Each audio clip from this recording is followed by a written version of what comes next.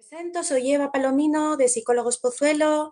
Me imagino que muchos de vosotros estaréis siguiendo los psicovídeos que llevamos haciendo desde el principio del confinamiento. Y bueno, yo hoy he escogido el tema de la violencia filioparental, bueno, la violencia intrafamiliar y dentro de este tipo lo que es la violencia filioparental.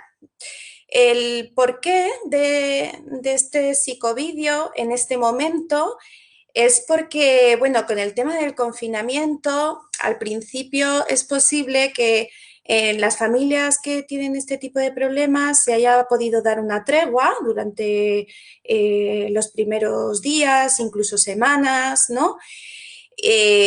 Pero a lo largo del tiempo, ¿no? El confinamiento cada vez se hace más difícil, se empiezan a dar situaciones más de tensión, con lo cual es más probable bueno, que empiecen a sucederse episodios de violencia o enfrentamientos en la familia, ¿no? Bueno, a mí me gustaría un poco que en este tiempo que vamos a compartir, en estos 20 minutos o cuarto de hora aproximadamente, me gustaría que os quedarais un poco con la idea de cómo se genera la conducta violenta en una familia, ¿no? Cómo en una familia se puede llegar a una situación así. Y bueno, ¿y qué se puede hacer, sobre todo en este tiempo de confinamiento, donde todo, bueno, es un poco más complicado, ¿no? De gestionar, pero bueno, por ayudaros un poco a daros un poquito de estrategias o algunas pequeñas intervenciones que se puedan hacer un poco hasta que esta situación termine y podamos ir volviendo a nuestra normalidad, ¿no? Bueno, deciros que los psicólogos, cuando hemos estado trabajando con familias donde se han dado conductas de violencia, hemos estado principalmente viendo familias donde o bien había un miembro de la familia con el hijo, podía tener algún problema de salud mental, ¿no? Donde estas situaciones de violencia de los hijos hacia los padres se daban también en padres que bien habían tenido también otra exposición a situaciones violentas o bien con sus propias familias o bien, bueno, pues por otras circunstancias, ¿no? Y poco a poco, ¿no? Sobre todo en mi trayectoria en servicios sociales me he dado cuenta de que cada vez venían familias de menos perfil de lo que entendemos por familias desestructuradas o familias de clase social baja, marginales, que es un poco lo que se espera, ¿no? En ese contexto de trabajo. Y sin embargo, nos empezaron a llegar como familias más de lo que entendemos como familias normales, ¿no? Familias que bueno, que de todas las clases sociales, ¿no? Donde eso no se espera tanto, ¿no? O familias de una clase social alta, ¿no? Bueno, pues nos damos cuenta de que la violencia de hijos hacia los padres se da en cualquier contexto y en cualquier clase social, ¿no? ¿Y por qué? ¿Por qué nos preguntamos, ¿no? ¿Qué ha hecho que aparezca un poco este tipo de problemas, ¿no? Por lo que os decía, ¿no? Porque antes se asociaba más a familias donde también había habido situaciones de violencia o donde se utilizaba la violencia como la forma de resolver problemas, ¿no? Es el modelo que los padres daban a los hijos y que luego los hijos pues no saben reproducir de otra forma más que como lo han aprendido, ¿no? ¿Qué es lo que ocurre, ¿no? En estas familias que consideramos familias normales? ¿Por qué se llega a una situación así?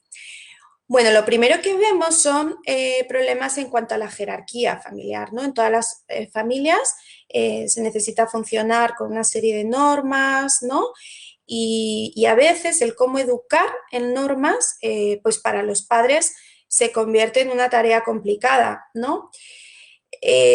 Lo que vemos los psicólogos es que hemos pasado de familias donde se utilizaban sistemas educativos o estilos educativos, mejor dicho, pues más autoritarios, ¿no? La figura del padre antes, ¿no? Lo asociábamos a figuras pues más severas, ¿no?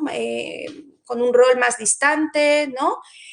Donde los padres, digamos que se colocaban un poco por encima de los hijos, ¿no? Bueno, un poco, no bastante, ¿no? Por encima de los hijos como para poder ejercer ese papel de autoridad, ¿no? ¿Y qué ocurre? Que nos hemos encontrado con que esos estilos educativos se han ido cambiando, ¿no?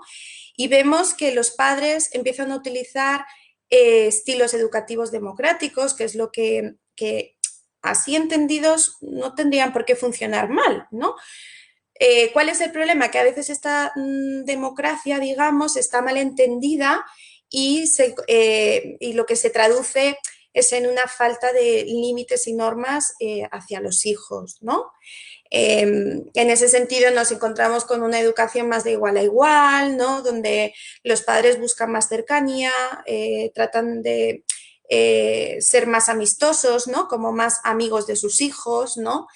Y eso acaba generando un problema, ¿no? Porque los padres pueden tener un estilo educativo cercano con los hijos, pero nunca se puede llegar a ser amigos, ¿no? Porque un amigo, pues al final no te va a poner límites, no te va a poner normas tan necesarias para poder desenvolvernos en nuestra vida, ¿no?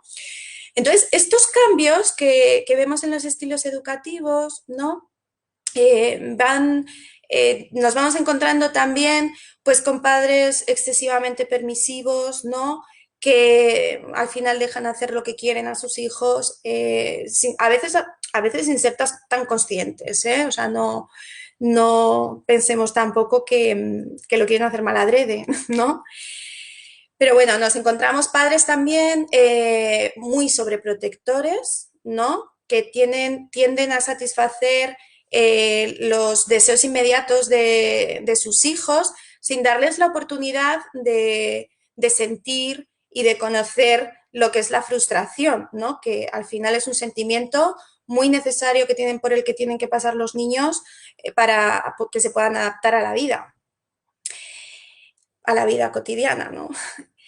¿Qué pasa? ¿Por qué también se producen estos cambios? Bueno, yo creo que los padres también, antes, digamos que todo quedaba más en casa, ¿no? Eran temas que no salían fuera de la familia. Y con el tiempo, bueno, se ha hablado mucho también de la ley del menor, ¿no? La ley del menor yo creo que está como súper presente en las familias, ¿no? Incluso hay familias que esto les afecta en el sentido de que no se sienten a veces muy seguros a la hora de poner esos límites o de cómo educar a sus hijos, porque sienten que están más expuestos, ¿no? Tanto por la figura de servicios sociales que a veces asusta, ¿no? Y a veces también porque el propio colegio, bueno, pues a veces puede plantear cosas en las cuales los padres pues también se puedan sentir cuestionados, ¿no? Y esas inseguridades al final repercuten en la forma que luego tratan de educar a sus hijos, ¿no?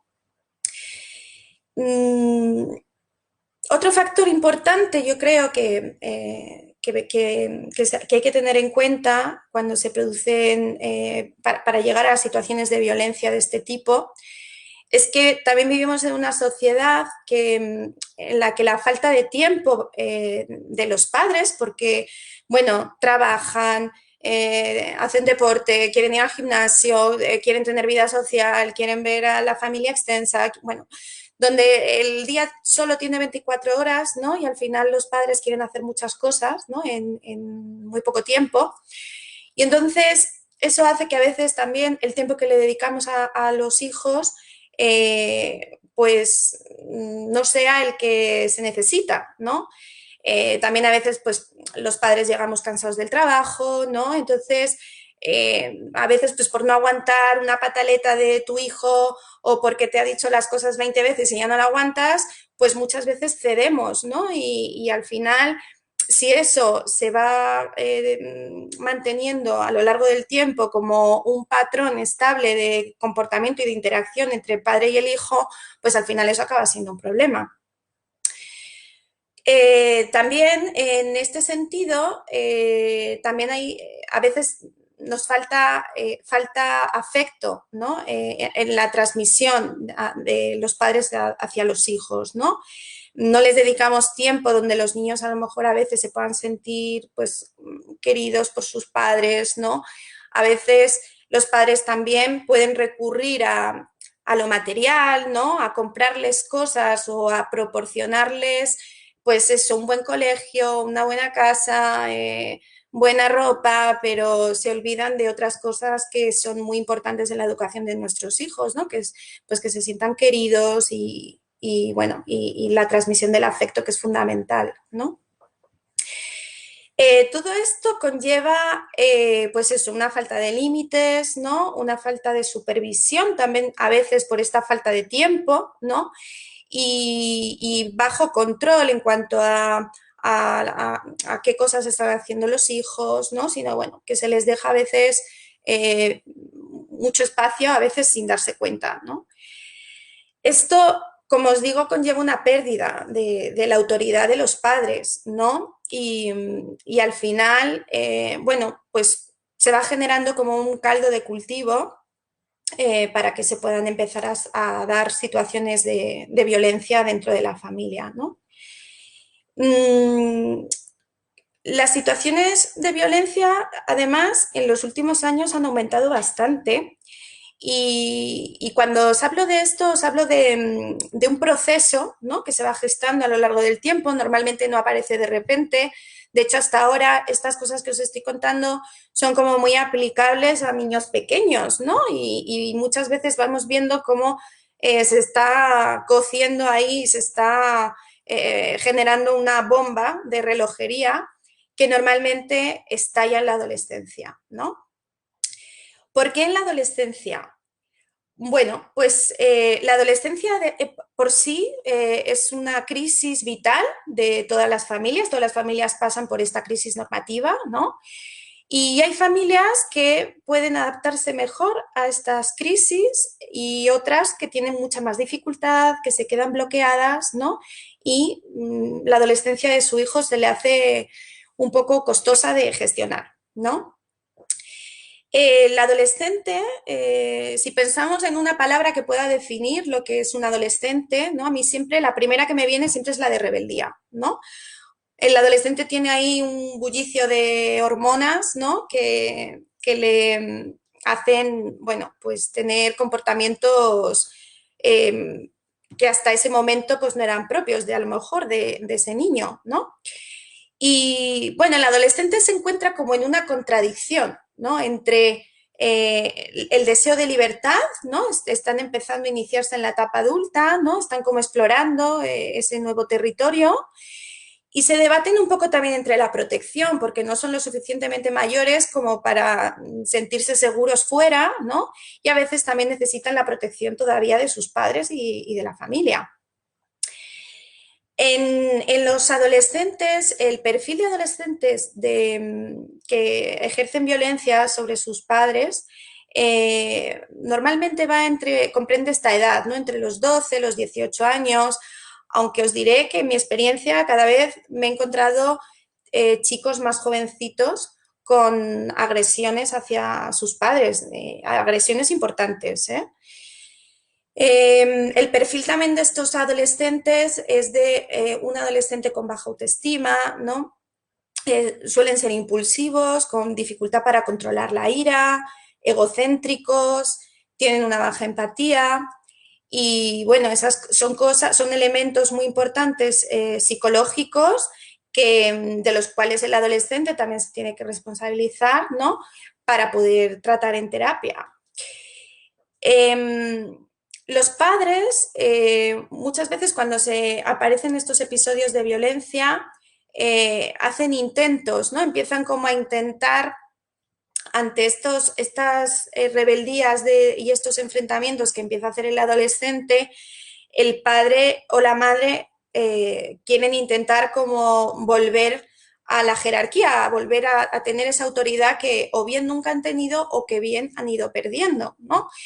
Y aquí en este momento es cuando muchas veces empiezan a generar situaciones de violencia que ya van en las dos direcciones, ¿no? A veces el padre no había sido violento hasta ese momento y empieza a ejercer también la violencia con su hijo como forma de aplacarle, ¿no? O la madre también, ¿no? Y al final el hijo responde también con violencia y al final eso es un ciclo como muy complicado a veces de parar, ¿no?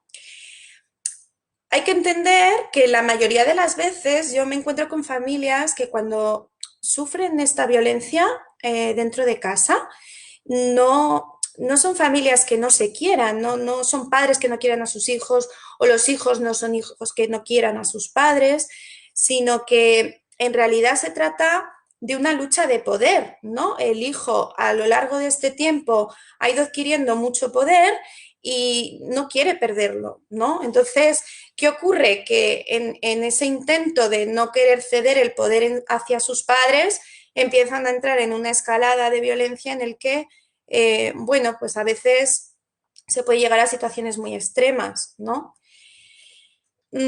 Otras veces la forma en la que tienen las familias como de parar estas escaladas o estos enfrentamientos violentos es intentando adoptar una posición más sumisa, pero eso también lleva a que el adolescente haga uso de su poder, porque al final lo ven como una derrota también del padre, ¿no? Y es una forma de mantenerse en el poder que ellos no quieren perder, pues un poco con el objetivo de hacer lo que ellos buenamente quieran, ¿no?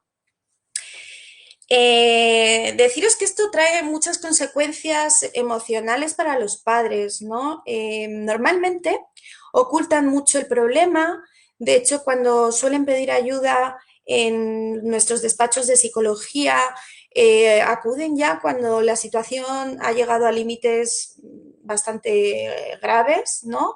A veces con agresiones ya físicas, ¿no? Y, bueno, también porque hay que entender que, bueno, los padres muchas veces sienten culpa, sienten vergüenza, sienten todo esto como un fracaso, ¿no? Y al final, bueno, pues les cuesta un poco pedir ayuda, ¿no? Mm, también deciros que o sea, este proceso de violencia que conlleva esta falta de equipo de padres, muchas veces también se relaciona con problemas, lo que nos encontramos los psicólogos son problemas de relaciones conflictivas entre los padres, en relación a su pareja, ¿no? La relación de pareja. A veces porque hay divorcios y separaciones muy difíciles, donde al final a veces también se quedan uno de los progenitores viviendo con el hijo que ejerce esta violencia.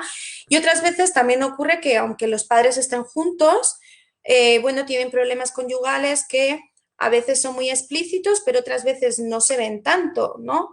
Con lo cual, cuando una familia nos viene a terapia pidiendo ayuda de este tipo, pues tenemos que intentar entender y traducir qué es lo que está pasando en la familia más allá del síntoma que tiene que ver con la violencia, ¿no? Como os decía, a veces puede ser que una madre, o digo madre porque generalmente es verdad que lo que más nos llega a consulta son hijos varones que agreden a las madres, pero también se puede dar estas situaciones en chicas o adolescentes también, y también pueden agredir al padre o a cualquiera que quiera ejercer la figura de autoridad y les haga perder poder, ¿no? Pero bueno, ese es el perfil como más habitual que nos encontramos. Deciros que cuando existen estos problemas conyugales o estos enfrentamientos entre los padres, al final son fisuras que dejan grietas que hacen que los chavales se quieran colar por ahí y al final quieran conseguir salirse con la suya, pues porque quieran salir o porque no quieran ir al instituto, o bueno, pues por el motivo que sea, ¿no? Quieren hacer uso de su poder para hacer lo que ellos quieran, ¿no? Mm, ¿Qué nos encontramos cuando hacemos estas exploraciones a lo largo de la terapia? Bueno, pues vemos también padres a veces que vuelcan sus necesidades emocionales en sus hijos, ¿no? Y esto les acaba quitando poder, ¿no? Esto es lo que hace que la relación al final sea como más de igual a igual, ¿no? Y eso no ayude, por supuesto, a la jerarquía, ¿no? Mm, a otras veces también, bueno, pues nos encontramos problemas pues de mayor gravedad, ¿no? Pues infidelidades también en la pareja, que a veces uno de los cónyuges no conoce, pero sí que lo sabe uno de los hijos, ¿no? O bueno, otras veces secretos familiares. Bueno, esto al final la violencia filoparental es muy compleja, ¿no? Como podéis ver, y bueno, intervienen muchos elementos, ¿no? Llegados a este punto, me gustaría un poco contaros así qué estrategias se pueden dar si en estas situaciones de confinamiento, ¿no?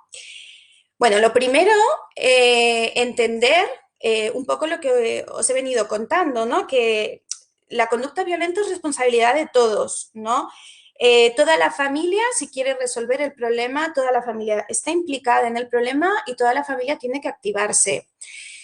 Hay que quitar el miedo con respecto a los menores también, ¿no? Porque a veces, bueno, que sepáis los papás que la ley también nos protege, ¿no? Que los menores no están exentos de responsabilidad. Hay una ley penal también que protege a los padres a partir de los 14 años de los hijos, ¿no? Y que a veces cuando las situaciones son muy graves, pues los padres, sintiéndolo mucho, pues tienen que llegar a denunciar a sus hijos, ¿no? Entonces, bueno, antes de llegar a estas cosas, dependiendo además de dónde esté un poco el proceso, en qué punto de la escalada de violencia, bueno, pues evidentemente cuanto menos tiempo haya pasado es más fácil poder solucionar un poco estas cosas, ¿no? Entonces, bueno, lo primero en este confinamiento, cosas que se pueden hacer es llegar a un pacto de no violencia entre todos los miembros de la familia, ¿no? Intentar también por parte de los padres ver qué batallas merece la pena pelear y qué otras no. A veces yo me he encontrado muchas veces padres que se desgastan mucho pues porque el adolescente no limpia la habitación cuando a lo mejor pues no va al instituto o hace cosas mucho más graves, ¿no? Este perfil de chicos también muchas veces consumen tóxicos, marihuana, porros, ¿no? Entonces, bueno, también a veces hay que establecer prioridades, ¿no? Y lo que os digo, ¿no? Como ver qué batallas merece la pena pelear y qué otras no. Eh, Luego también es importante la actitud conciliadora, ¿no? Y de contención, sobre todo, ¿no? De, bueno, tener en cuenta de que no, qué cosas puedo hacer para no propiciar enfrentamientos, ¿no? Es verdad que en el confinamiento, pues no es un momento a veces como para hacer grandes cambios, pero bueno, sí para a lo mejor tener en cuenta que podemos contener situaciones, ¿no? Los padres tienen que ser flexibles, lo cual no quiere decir que tengan que aceptar todo ni que tengan que ser sumisos, pero sí flexibles, ¿no? Hay que primar la negociación como estrategia para no llegar a la violencia, poder llegar a acuerdos, ¿no? Mediante el diálogo también. Y otra cosa que ayuda es intentar dentro de las circunstancias generar microespacios. Esto ahora con la desescalada en la que estamos con este COVID, pues nos puede ayudar, ¿no? Porque ahora que se han establecido también horarios para poder salir a pasear, a hacer deporte, bueno, esto nos puede ayudar también para contener las situaciones de violencia, ¿vale? Y deciros que, bueno, que en estos momentos más que nunca, y sobre todo cuando ocurren este tipo de situaciones, es cuando la familia más que nunca necesita estar unida y funcionar como equipo, porque si no, las cosas se pueden poner muy feas. Y bueno, nada más. Esto es un poco lo que os quería contar y no sé si queréis hacer alguna pregunta.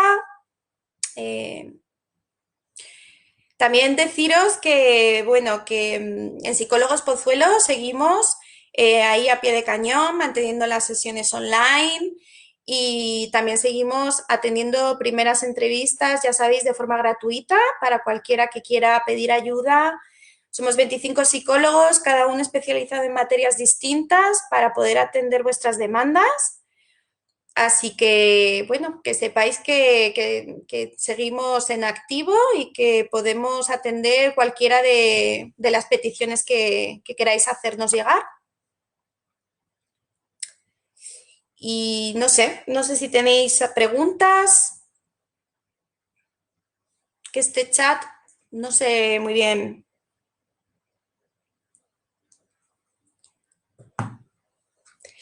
Bueno, si no tenéis preguntas, pues aquí os dejo y nada, lo dicho, que si necesitáis cualquier cosa, aquí estamos. Ah, por cierto, mañana tenéis otro psicotaller con Mónica Fraca y nada, por si os queréis apuntar también y animar para seguir viendo nuestros psicovídeos, ¿vale? Bueno, pues mucha suerte a todos y espero que terminéis bien este confinamiento, ¿vale? Venga, hasta luego.